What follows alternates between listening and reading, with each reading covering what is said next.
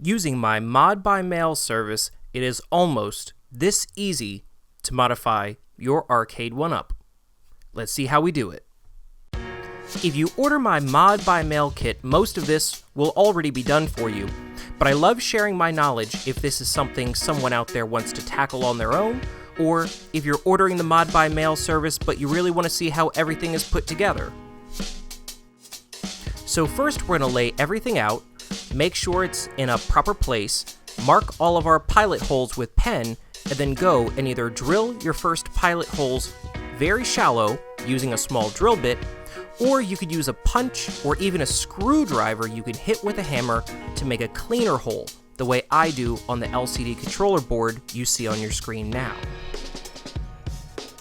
If you're doing this yourself, please know how important fitment is.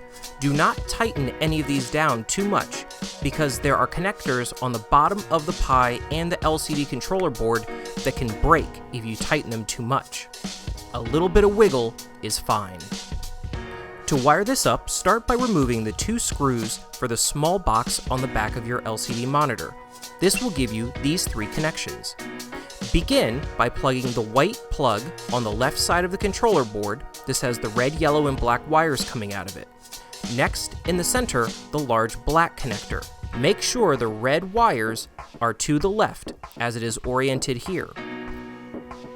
Lastly, connect this black cable, the ground, into the top left hole.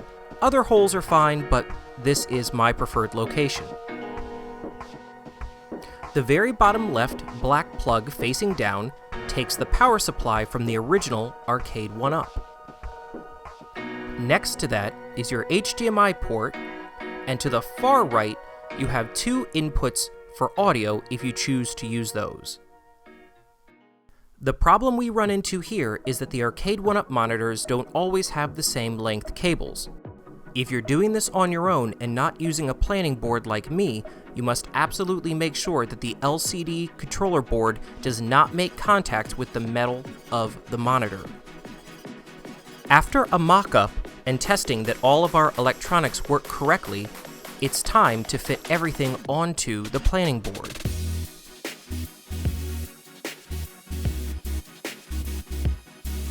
It is very, very important that you do not tighten these screws all the way down.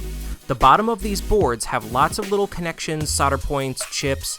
Please make sure you do not tighten anything down so much that it bends the board or breaks the connections on the underside. A little bit of wiggle is fine. For the LCD controller, I recommend just 1 screw for now. Here, I have used the top right hole, and I've made sure that it can still hinge so I can attach the black cable for the ground from the monitor to the top left hole.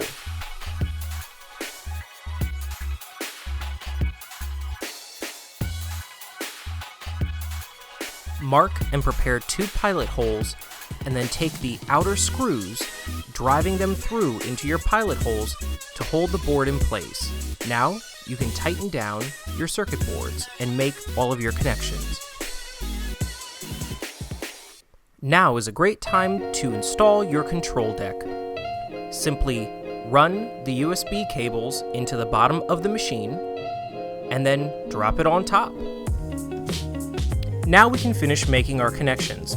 The Raspberry Pi is on the left. The little black square sticking out of the left side is the SD card.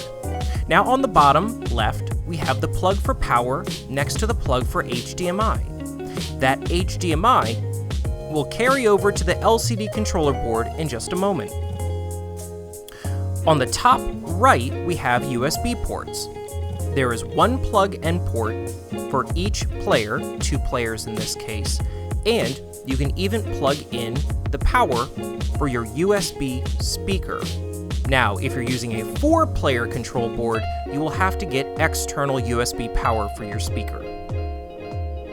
Back to the LCD controller board on the right, most of the connections are done, but the bottom left will take power from the original arcade 1-up power cord, and next to that is the HDMI cable that will connect to the Raspberry Pi.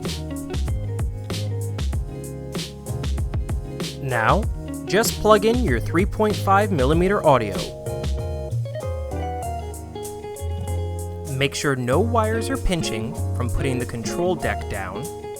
And now, use your factory 4 screws to hold down your new deck. Just note that I prefer to use 3/4 inch wood where the original arcade 1-up machines have thinner wood. These bolts will still reach, but you'll have to push them down slightly to make sure they contact the threads in the original machine. Finish by putting your soundbar or speakers on top and you're done! If you need any help troubleshooting, I have a video that walks you through some common issues. If you need help setting up the buttons for your controllers, I have a video for that as well. And if you need a short tutorial on how to navigate the menus and find the games you want, I have a video for that. Everything else on my YouTube channel is about old video games, mostly the retro stuff, and if you're not sure what games to play, definitely check out the other videos on my channel to see what's worth your time. Thank you for watching.